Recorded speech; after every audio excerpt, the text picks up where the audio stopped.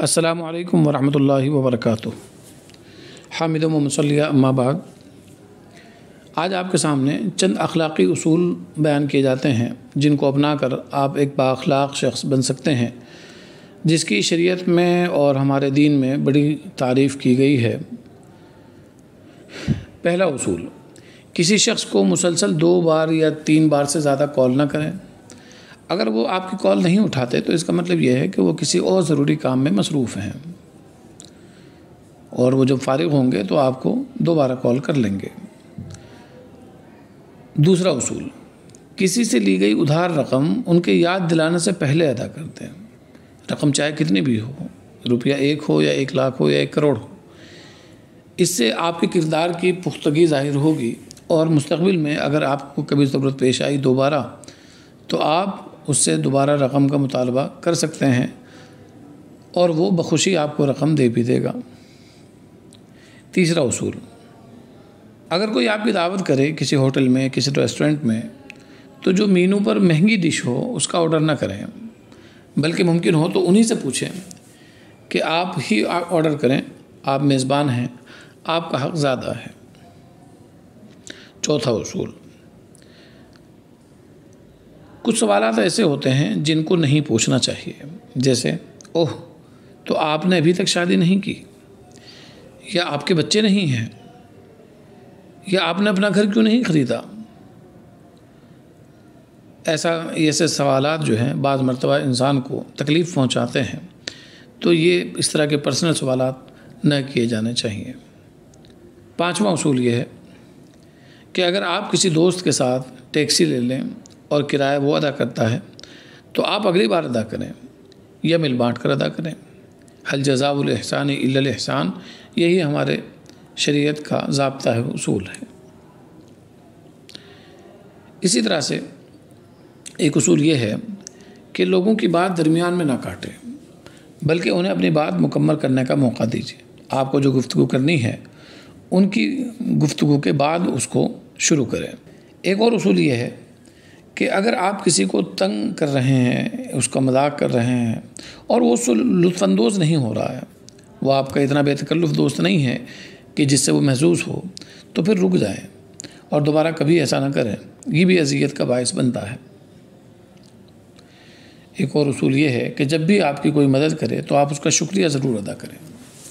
شکریہ زبان کے ذریعے بھی ہوتا ہے، میسج کے ذریعے بھی ہوتا ہے، مسکراہٹ کے ذریعے بھی ہوتا ہے۔ شکریہ بہرحال ادا کرنا ضروری ہے اخلاقی طور پر۔ ایک اور اصول یہ ہے کہ کسی کی تعریف کرنی ہو تو لوگوں کے سامنے کریں، اور اگر تنقید کرنی ہو تو تنہائی میں کیجیے۔ تنقید سب کے سامنے کرنا اور تعریف تنہائی میں کرنا اس کے سامنے، یہ اخلاقی اصول کے خلاف ہے۔ کسی کے وزن پر کوئی تبصرہ کرنے کی کوئی تک نہیں بنتی، بس اتنا کہیں کہ آپ اچھے نظر آتے ہیں۔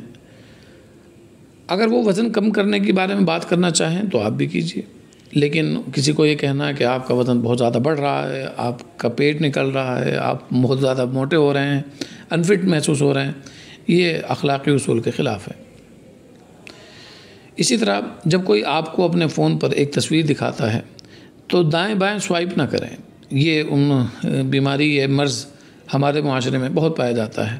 بعض مرتبہ تصاویر پرسنل ہوتی ہیں، کوئی وہ ضروری چیز آپ کو دکھا رہا ہے، آپ نے سوائپ کر کے ادھر ادھر کیا تو پھر وہ پرسنل چیز سامنے آ جاتی ہے، جس سے بعض مرتبہ آدمی شرمندگی محسوس کرتا ہے۔ اسی طرح اگر کوئی آپ کو یہ بتائے کہ اسے ڈاکٹر کے پاس جانا ہے تو یہ نہ پوچھیں کہ کس لیے، بس آپ اچھی سی دعا کریں اس کی صحت کے لیے، کیونکہ بعض بیماریاں ایسی ہوتی ہیں کہ انسان کو ظاہر کرنا یہ پسند نہیں کرتا۔ ہاں، اگر وہ خود اپنی بیماری کے بارے میں آپ سے کچھ مخلصانہ مشورہ چاہتے ہیں، بات کرنا چاہتے ہیں تو آپ کریں، لیکن اقدام آپ کی جانب سے نہیں ہونا چاہیے۔ اسی طرح ایک اصول یہ ہے کہ جس طرح آپ اپنے منصب میں بڑے شخص کا احترام کرتے ہیں، اپنے ناظم کا، اپنے ذمہ دار کا، اپنے محتمم کا، اپنے باس کا، اپنے متولی کا، اسی طرح سے جو آپ کے ماتحت کام کرنے والے ہیں، مثلا آفس بوائے ہے، یا آپ کے دفتر میں کام کرنے والا معمولی سا ملازم ہے، یا چوکیدار ہے، یا دربان ہے، تو ان کے ساتھ بھی اخلاق کے ساتھ ہی پیش آنا چاہیے۔